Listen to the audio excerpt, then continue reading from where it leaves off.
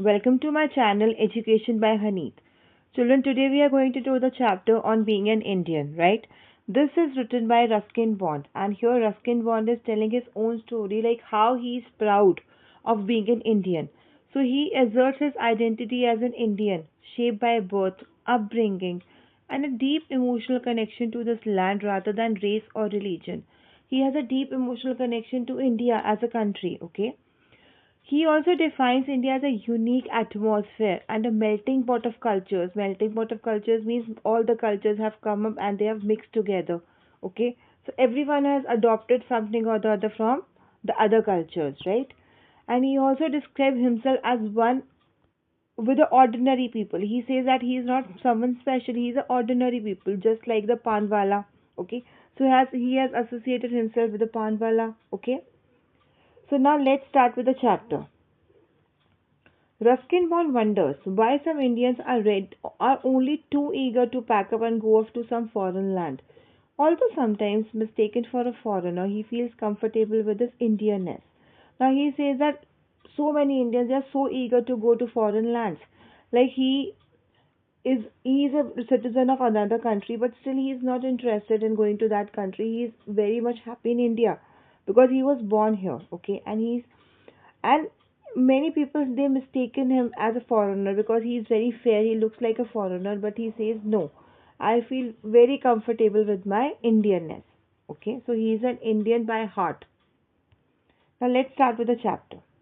There are many among us who, given the opportunity to leave India, are too happy to go, okay, but whenever I had the chance to go away I have held back, or something has held me back.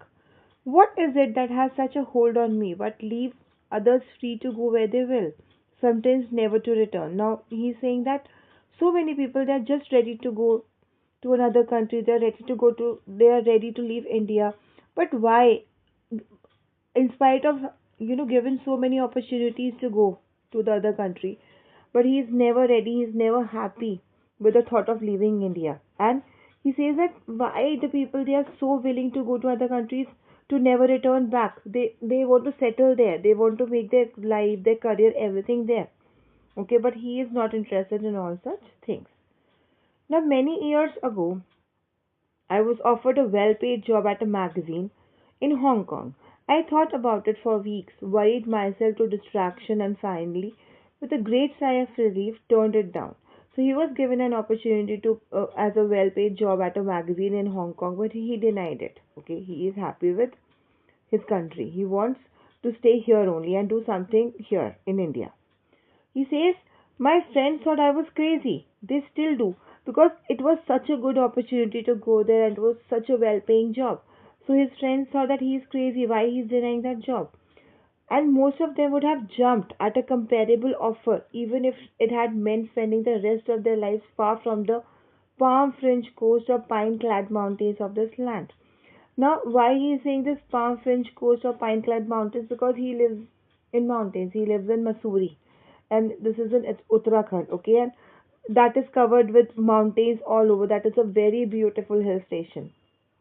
So he says, why should I leave this country, the palm fringed coast of the country, so beautiful pine clad mountains, and why should I go to another country?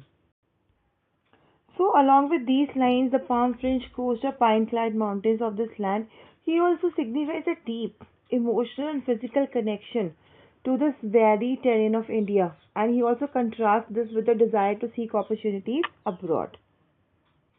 Many friends have indeed gone away, never to return, except perhaps to get married very quickly before they are off again. Don't they feel homesick, I wonder? Now he says many friends have gone away to settle there, but they came back to get married and then quickly they returned back.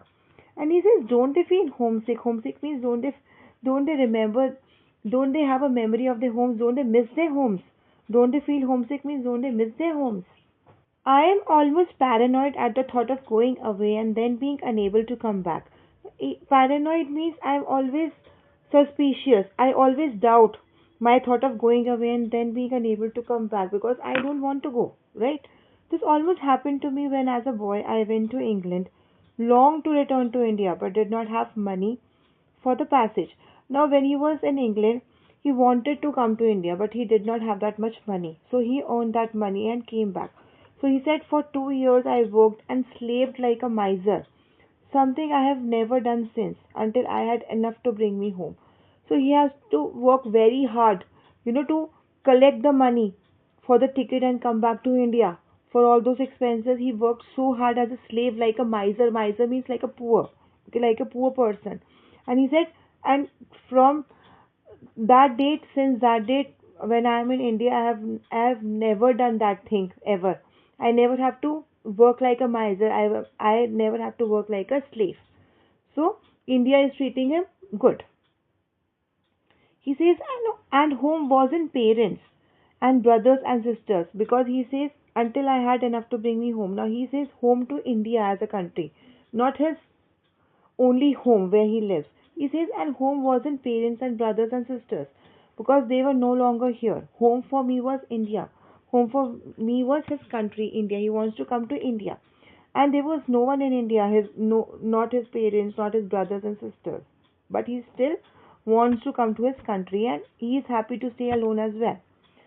So, what is it that keeps me here? By birth, I take too closely after a Nordic grandparent to pass for a typical son. Nordic grandparent means from North Europe, mostly fair, tall, golden hair, and blue eyed. He says, I have taken all these features from my grandfather to pass for a typical son of the soil. People often ask me where I hail from. India, I say. Now, people always doubt that he doesn't look like an Indian, he looks like a foreigner. So, whenever he tells them that I belong to India, so they get confused, and they don't even, sometimes they don't trust him. But you don't look like an Indian, they protest, right? He says, I'm a red Indian. I say, now what do you mean by red Indian? A Native American. So he's a Native American. Now, if I tell you about native, what do you mean by Native Americans? So, Native Americans means all the native people of the United States, the people who belong to United States, right? Now, he says India is where I was born and went to school and grew to manhood. So, he was born in India. He had all his schooling here. He was born and brought up in India only. India was where my father was born and went to school and worked and died. So his parents, his father also, his father was born in India, went to school in India, he worked here, and then he died in India as well. He says, surely that entitles me to a place in the Indian sun. If it doesn't, I can revert to my mother's family and go back to the time of Timur the Lame. Okay. Now, what do you mean by this? Now, who is Timur the Lame? Timur the Lame was a Turkish conqueror or a region who invaded India in 1398. So he was a ruler. Okay.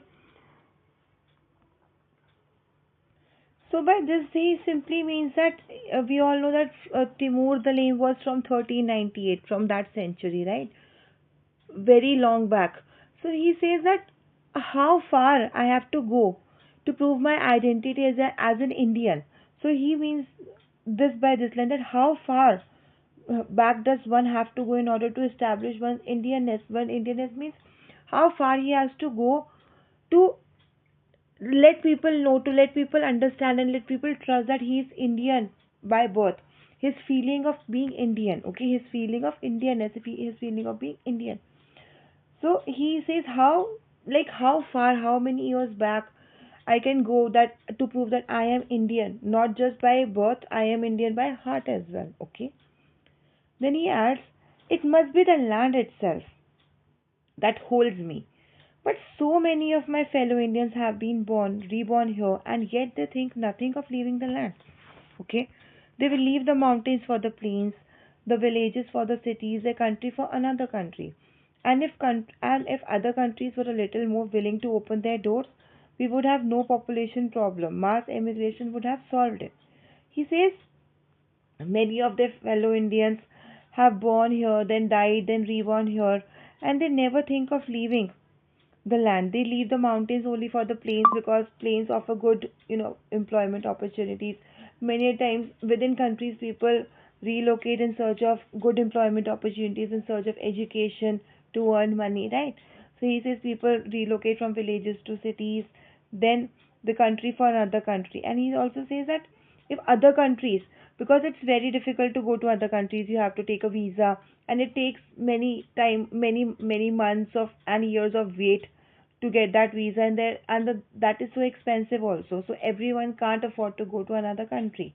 So he says if other countries were more little willing to open their doors, means they will give the visas at economical price and the visa process is done faster. So he says we would have no population problem because there is a lot of population in India. That is why so many people would have already left India and the population problem would have solved. And he says mass immigration would have solved it. Mass immigration means leaving one's country to settle down in another country, and that too in large numbers. Okay. Says, but it's more than the land that holds me. For India, it's more than a land. India is an atmosphere. Now he also signifies India, not just a country, not just land. He says it's an atmosphere. Atmosphere means he says that India is not just a geographical landmass. It is an atmosphere that absorbs diverse cultures and races to create a unique, indefinable identity. He says there are so many people from so many backgrounds, so many castes, so many creeds, and then all those diverse cultures from which new cultures have emerged. So many people, they have adopted each other's traditions, their cultures, and now they all live together so happily, and they have a indefinable identity.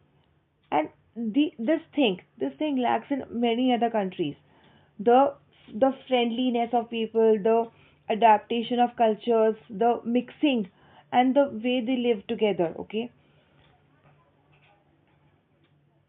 he says over thousands of years, the races and religions of the world have mingled here and produced that unique, indefinable phenomenon, the Indian, so terrifying in a crowd, so beautiful in himself. So he signifies despite of being in a crowd, the individual is his unique identity is apart from the crowd. Okay, it's something away from the crowd. The inner soul, the warmth and humanity within an Indian, that is away from the crowd. If you will see the Indian in a crowd, it is terrifying in a crowd, but it is beautiful. Every Indian has that humanity, that warmth, that love in himself. Okay. And then he adds, and oddly enough, I am one too. I know that I am as Indian as a postman or the panwala on or your favorite movie star. He says I am as Indian. A simple man just like a postman or a panwala or your favorite movie star. Race did not make me an Indian, but history did, and in the long run it's history that counts. He says for me India is where your history and heart is, okay, not necessarily where your ancestors are from. And it if you talk about identity, so he says that it is a personal emotional connection to one's environment, to one's country, rather than a matter of race. There is nothing to do with race or religion. It's only the country, the the belongingness to the country that keeps him here, that holds him here, and he loves his country and he likes to stay here. And till date, he's he stays in India only, and he's so popular, so famous, like, and he's so such a such a well-known man. You are reading his stories in so many books, in so many a course book, and still he's a down-to-earth person. He's a humble person, and he loves his country. So, like him, you also should love your country and respect your country. Okay. So here we come to the end of this chapter. Thank you.